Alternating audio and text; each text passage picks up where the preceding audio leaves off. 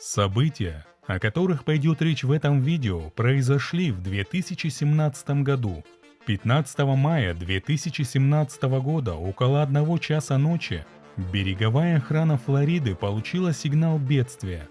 В сообщении говорилось, что парусный катамаран, который следовал из кубинского курортного города Варадеро в сторону Флориды, с чем-то столкнулся и начал тонуть. Льюис Беннет и Изабелла Хелман познакомились в интернете в 2015 году. Льюис родился в 1977 году в Англии. В юном возрасте он переехал в Австралию и к 2017 году имел двойное гражданство Великобритании и Австралии. Изабелла Родригес родилась в 1975 году в Колумбии. В 90-е годы ее семья переехала во Флориду, где в итоге они получили вид на жительство, а затем и гражданство. В 2002 году 27-летняя на тот момент Изабелла вышла замуж за Уильяма Хелмана. Когда через 10 лет брака пара оформила развод, Изабелла оставила себе фамилию мужа – Хелман. В 2015 году она познакомилась в интернете с Льюисом Беннетом, и вскоре онлайн-общение переросло в романтические отношения в реальной жизни. В июле 2016 года у Льюиса и Изабеллы родилась дочь, которую назвали Эмилия. Через полгода после рождения ребенка пара приобрела квартиру в городке Делрей-Бич на Атлантическом побережье Флориды, а уже в следующем месяце, в феврале 2017 года, Изабелла и Льюис связали себя узами брака. Изабелла работала агентом по недвижимости, а Льюис владел небольшой компанией, производящей солнечные панели. 30 апреля 2017 года, оставив свою 9-месячную дочь у родных, Изабелла полетела на Сен-Мартин. Это небольшой Карибский остров. Там она встретилась с Льюисом. Они запланировали что-то вроде медового месяца, во время которого должны были вернуться домой во Флориду на парусном катамаране, купленном Льюисом еще до знакомства с Изабеллой. 30 апреля пара покинула Сен-Мартин. 1 мая они были на Британских Виргинских островах, а 2 мая у берегов Пуэрто-Рико. Следующей точкой на их маршруте была Куба, где они провели больше всего времени и откуда должны были отправиться домой. 14 мая примерно в 17:30 катамаран отчалил от берегов кубинского курорта Варадеро. Через 3 часа Изабелла позвонила по спутниковому телефону своей сестре и сообщила ей, что завтра будет дома. Но уже примерно в час ночи Льюис подал сигнал бедствия.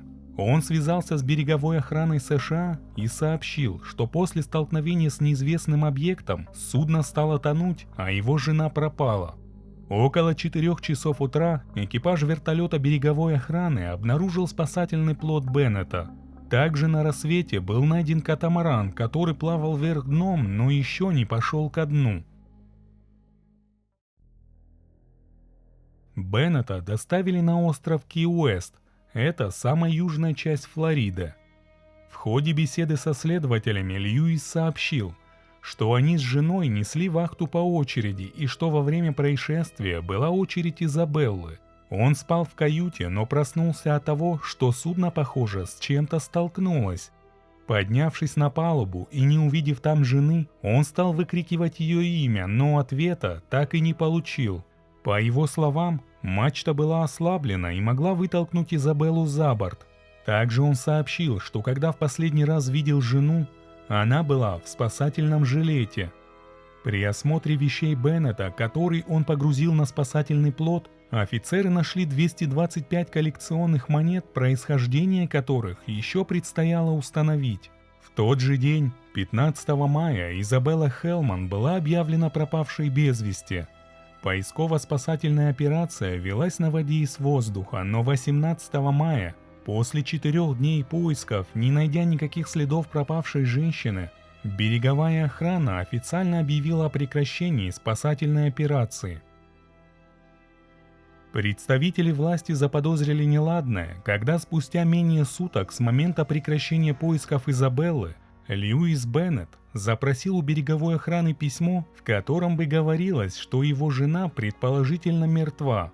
Его просьба была отклонена, так как выдача подобной справки была не в компетенции береговой охраны. 24 мая Беннет сообщил одному из телеканалов, что отправляется на Кубу, где собирается арендовать лодку и продолжить поиски жены самостоятельно. 27 мая он сказал сестре Изабеллы, что только что вернулся с Кубы, где пытался найти пропавшую жену в больницах и моргах, но это не принесло результатов. А уже на следующий день, 28 мая, Льюис вместе с полицейскими приехал к дому, где жила семья его жены, для того, чтобы забрать свою дочь, но родные Изабеллы не хотели отдавать ребенка. Со скандалом и с помощью полиции Беннет все-таки забрал дочь. Во время словесной перепалки сестра Изабеллы Элизабет неоднократно заявляла, что, по ее мнению, это именно Льюис лишил жизни ее сестру. Спокойствие Беннета и его поведение после пропажи жены в целом вызывали подозрения не только у семьи Изабеллы, но и у полиции. Опрашивая родных и друзей пропавшей женщины, детективы не раз услышали, что после появления на свет ребенка ссоры между Изабеллой и Льюисом стали частым явлением. Об этом также свидетельствовали соседи пары. Изабелла делилась с близкими, что Льюис настаивал на переезде в Австралию, в то время как она не хотела покидать Соединенные Штаты. 30 мая Беннет дал интервью, в котором отверг все обвинения в причастности к пропаже жены. По его словам, они с Изабеллой планировали прекрасную совместную жизнь, а теперь он остался один, и их дочь будет расти без матери. Параллельно с расследованием исчезновения Изабеллы Хелман, полиция начала выяснять происхождение золотых и серебряных монет, найденных среди вещей Беннета. Как удалось выяснить годом ранее, мужчина выполнял роль первого помощника капитана на яхте. У капитана той яхты был тайник, в котором хранилось 617 коллекционных серебряных и золотых монет общей стоимостью около $100 000 США. Однажды, когда яхта стояла у причала в Карибском море и на ней никого не было, кто-то проник внутрь и украл все монеты. Человека, совершившего кражу, тогда найти не удалось. Но сейчас, когда ФБР стало выяснять происхождение монет, капитан яхты опознал монеты, найденные у Льюиса Беннета, как часть тех, которые были украдены у него. Обладая этой информацией, ФБР получило ордер на обыск квартиры Беннета.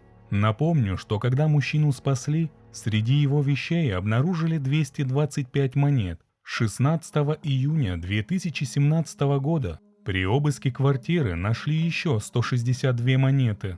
К этому времени Беннет успел покинуть территорию США и перевез дочь к своим родителям, живущим в Англии. Финансовое положение мужчины было не самым лучшим, и это, по всей видимости, вынудило его вернуться в США. Ведь там осталась квартира, которая оценивалась в $125 000, Mercedes C-класса 2006 года выпуска стоимостью в $1000 и прочие личные вещи. Также в США ему полагались выплаты по страховке за потерянный катамаран. 28 августа 2017 года Льюис Беннет был арестован во Флориде. Ему предъявили обвинения в краже монет, свою вину он не признал. Через пару дней федеральный судья установил для Беннета сумму залога в размере $250 000. Внести $250 000 он был не в состоянии и поэтому остался под стражей. В ожидании суда Льюис пытался добиться, чтобы его жену признали умершей. Это позволило бы ему распоряжаться их с Изабеллой имуществом и средствами на ее банковских счетах. Но судья дважды отказался признавать Изабеллу мертвой, так как расследование ее исчезновения все еще продолжалось. В ноябре 2017 года Беннет признал свою вину в том, что он сознательно перевозил украденные им монеты, а 20 февраля 2018 года его приговорили к 7 месяцам тюрьмы, за которыми должны были последовать еще 3 года испытательного срока. В тот же день, когда был оглашен приговор в деле о краденных монетах, Беннету было предъявлено обвинение в лишении жизни второй степени. Власти заявили, что мужчина намеренно пустил ко дну катамаран, на котором они путешествовали с Изабеллой.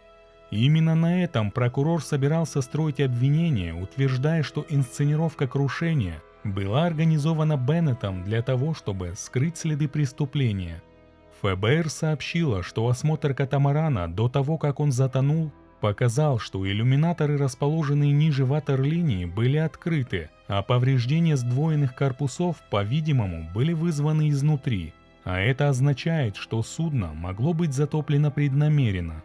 Ватерлиния – это линия соприкосновения спокойной поверхности воды с корпусом плавающего судна. Сотрудники береговой охраны, обнаружившие тонущий катамаран, не нашли чего-либо, с чем он мог бы столкнуться. Водолазы, которые осматривали судно, не решились плыть внутрь, так как в любую секунду оно могло пойти ко дну. Впоследствии так и произошло. Катамаран затонул на глубине более 1200 метров, и его детальный осмотр произведен не был. Через 2 года после исчезновения Изабеллы Хелман суд объявил ее мертвой. В ноябре 2019 года в результате сделки о признании вины Беннету предъявили обвинение в непредумышленном лишении жизни, а обвинение в лишении жизни второй степени с него сняли. Если за лишение жизни второй степени ему могло грозить пожизненное заключение, то теперь по условиям сделки максимальным сроком было 8 лет лишения свободы. Семья Изабеллы назвала сделку странной, но в то же время признала, что при принятии решения о этой сделке власти с ними консультировались. В документе, подписанном Беннетом и поданным прокурором в суд, говорится, что мужчина не помнит, искал и звал ли он свою жену, когда обнаружил, что она пропала. Он не запускал сигнальные ракеты и не искал жену ни на катамаране, ни в воде. Беннет не стал немедленно просить о помощи. Вместо этого он погрузил все необходимое в спасательный плот, затем попытался инсценировать столкновение, которое привело к затоплению, а сам покинул судно на плоту. Он подал сигнал бедствия только спустя 45 минут с того момента, как обнаружил исчезновение Изабеллы. Также он признал, что не требовал от жены, чтобы она носила спасательный жилет. Стоит отметить, что Льюис был опытным моряком, проходившим специальное обучение. Он знал порядок действий при нештатных ситуациях, но своими знаниями почему-то не воспользовался. По сути, Беннет признал свою вину в неосторожности, а именно передаче управления катамараном жене, которая не обладала необходимым опытом, что в итоге привело к ее смерти. Были ли у Беннета причины умышленно избавиться от жены, и что на самом деле произошло той ночью на борту судна, знает только он, и он об этом вряд ли когда-то расскажет. 28 мая 2019 года, признавшего свою вину в непредумышленном лишении жизни своей жены Изабеллы Хелман, 42-летнего Льюиса Беннета приговорили к 8 годам лишения свободы с последующей депортацией. Дочь Изабеллы и Льюиса осталась жить у родителей мужчины. Найденные монеты вернули законному владельцу.